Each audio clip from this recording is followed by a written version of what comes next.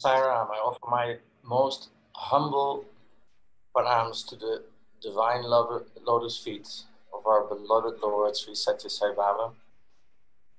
Swami, I pray that you will speak through me and that the message today will be clear and concise and compelling. I wanted to first thank the organization for putting this program together. I know that it's a lot of work that goes behind the scenes. A lot of leg work gets done. Swami loves it when we do the leg work. That's what he likes us to do.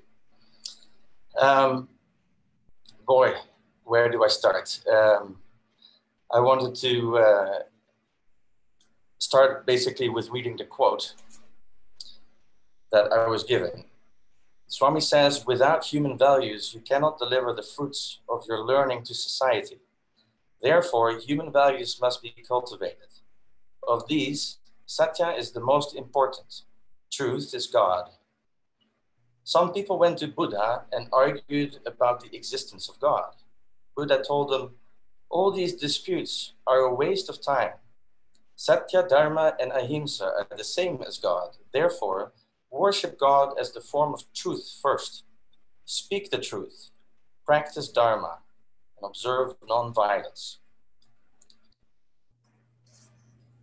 So what I would like to do is share with you my voyage to the formless after having been taught by the form of our beloved Lord Sri Sathya Sai Baba. And that voyage starts many years ago. I was in my early 20s and started reading some Sathya Sai Baba books. And I, at some point, had my first dream of Swami. And that started it all, really. In this dream, Swami materialized with his hand held up like this. Beautiful stones. Colored stones, blue, green, red,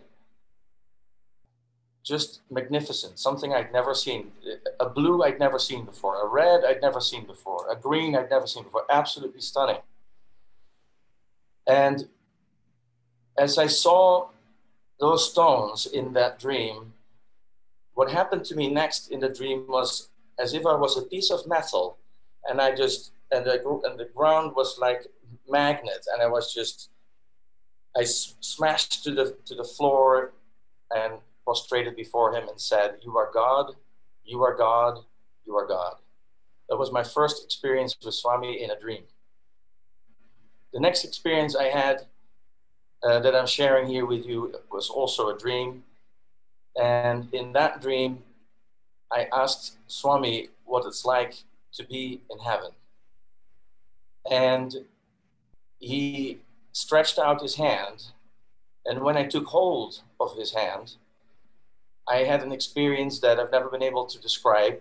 It's also because the moment I woke up from the dream, the whole experience was sort of pulled out of me. So I've never been able to relate to the dream or describe it. The best way to describe it is really that it was beyond form or beyond experience. And so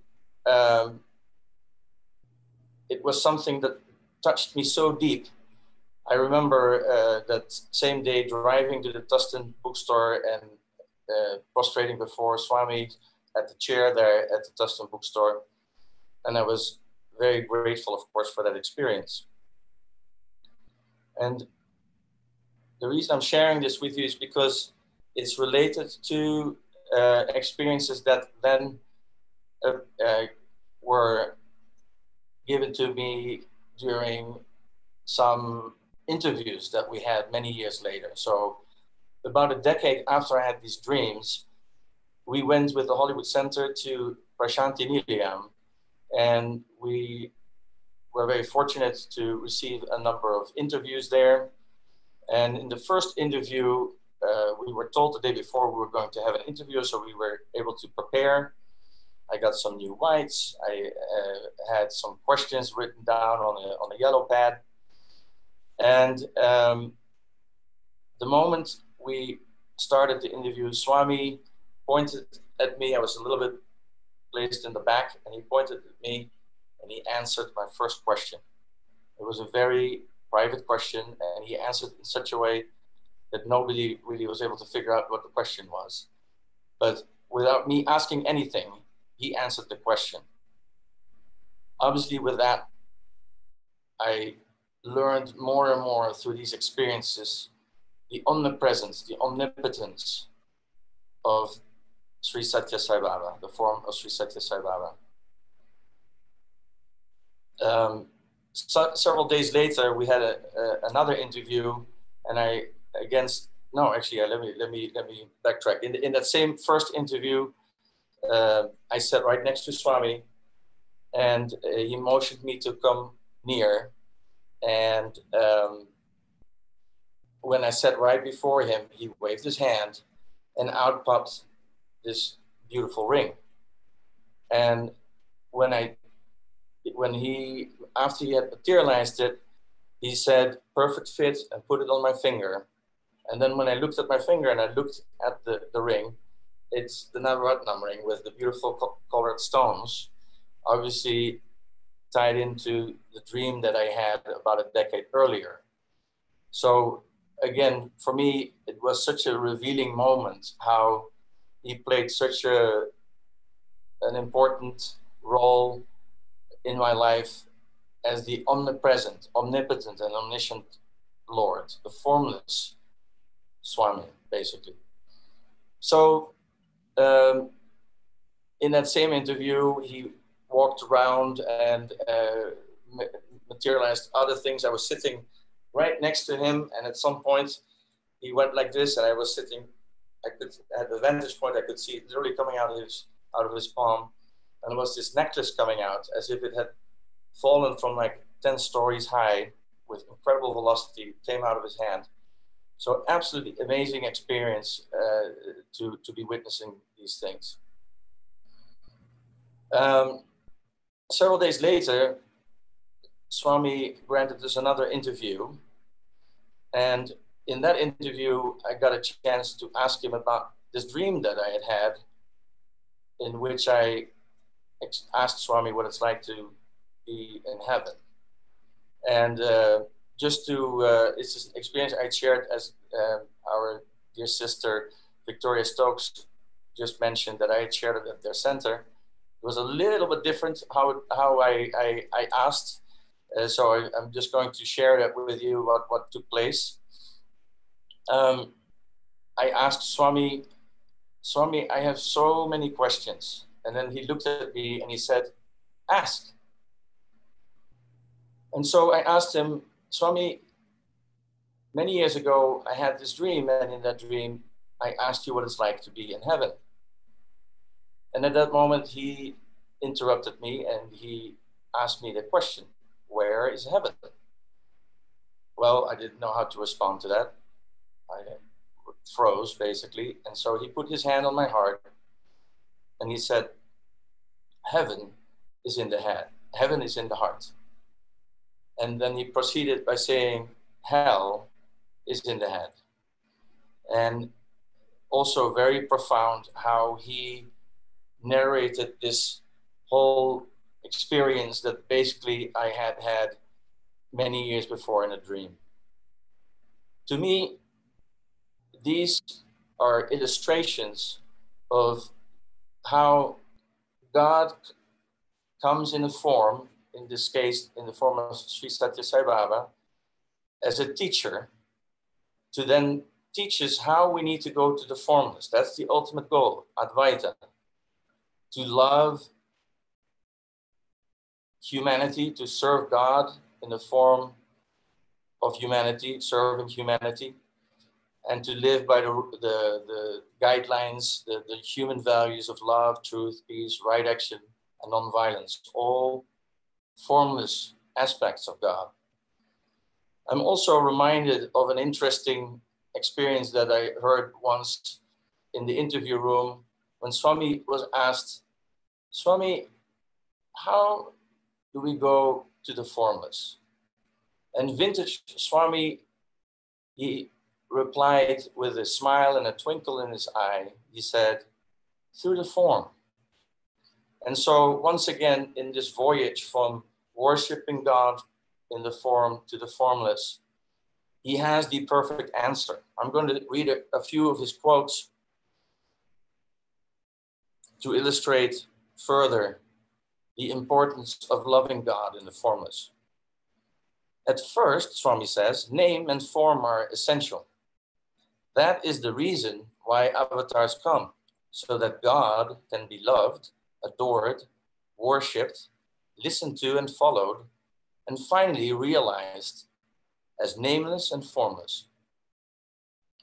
The human body has been given to you for a grand purpose, realizing the Lord within.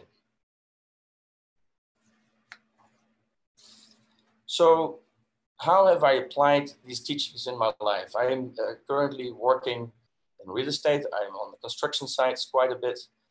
And I try to see everything that happens as a lila, as a gift from God. And so I try to treat all the people working on the construction site as embodiments of divine, as Baba always tells us that we are, embodiments of the divine. And I try to implement the teachings, the values of love, truth, peace, right action, and nonviolence. So I wanted to share something that's a little bit difficult to share because maybe it's slightly controversial. I've, as everybody, and we've heard this during the talks, had of course a very hard time when our beloved Lord willed to leave his form. And we all know that Prema will be coming. Prema Sai, we're all waiting for that with great anticipation. And Baba has actually said about the coming of Prema Sai, he says, Prema Sai, the third avatar, will promote the evangel news that not only does God reside in everybody, but everybody is God. That will be the final wisdom which will enable every man and woman to go to God. And so here we've gone from the teachings of Sri Sathya Sai Baba in the form, and then focusing on the formless aspect of God, basically in the form of the formless, being love, truth, peace, right action, and nonviolence. And then we're going back to the form of Prema Sai. And the thing that I wanted to share is more maybe just a question I wanted to ask people to think about this. Because when Swami utters a word, it is scripture. It comes true. He says, I never utter a word that does not have significance. He says, my word will never fail. It must happen as I will. Once my word goes forth, it must happen accordingly. Do not doubt it. You will realize Swami's glory when I walk across the sky from one end to the other. I will have to move across the sky. These are all quotes from Swami. I will have to move across the sky. Yes, that too will happen. Believe me. So he focuses on the importance of his words. And then when you read a lot of the quotes that he gave in discourses, I would like to share with you a thought that has been very close to me, very much in my heart, and that I wanted to share because I know it's fair to say that we're in very challenging times right now, and that we're probably heading for who knows what, maybe even more. I did some research on when the Kali Yuga actually ends, and I don't know if a lot of people know this, but there are a number of dates given for the ending of the Kali Yuga age, but there's a pretty well-known scholar who has made the calculation that in the year 2025, the Kali Yuga ends. And Swami has talked about the ending of the Kali Yuga and the start of the Golden Age quite a bit. And so that leads me to another very important aspect about actually Prema Sai, because he told Hislop in an interview, Swami told Hislop in an interview, that there will be peace in the world by the time Prema Sai comes. And so I am of the belief that there is a possibility that maybe we haven't seen the last yet of the form of Sathya Sai. Now, I understand that's very maybe controversial even, but I believe in my heart that when he says that the things that were still to happen in the Sathya Sai, as Sathya Sai, where he says, a day will come when you will barely be able to spot a tiny red flash of my robes from a long distance, that too, with a great effort. You will realize Swami's glory when I walk across the sky from one end to the other. The Lord alone is aware of the plan, for his is the plan. You see only a part of the play on the stage, and so it is all very confused. When the entire story is unfolded, then you will appreciate his plan. Not until then. He also says the whole world will be transformed into Sathya Sai organization, and Sathya Sai will be installed in the hearts of one and all. That's from the Sanatana Dharma. Sanatana Sarati.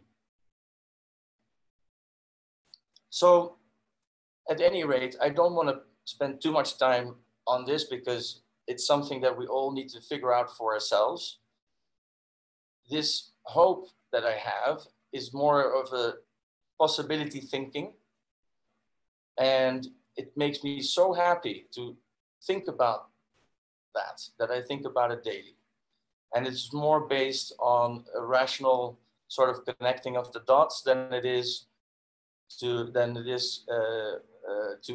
be sort of too focused on the form alone. I just feel that there is still more to come from our beloved Lord Sri Sathya Sai Baba. So I pray that in all earnesty every day, and I will believe this until I breathe my last breath, which is fine, even if it doesn't happen, because then I will see him on the other end anyway. So I will conclude my talk with basically the thought that for me, it's been very important to love God in the formless, but we also know how important it is to have the form so we can actually acquire the teachings of our beloved Lord. And with that, I would like to pass it back to you, Greg. Sai Ram.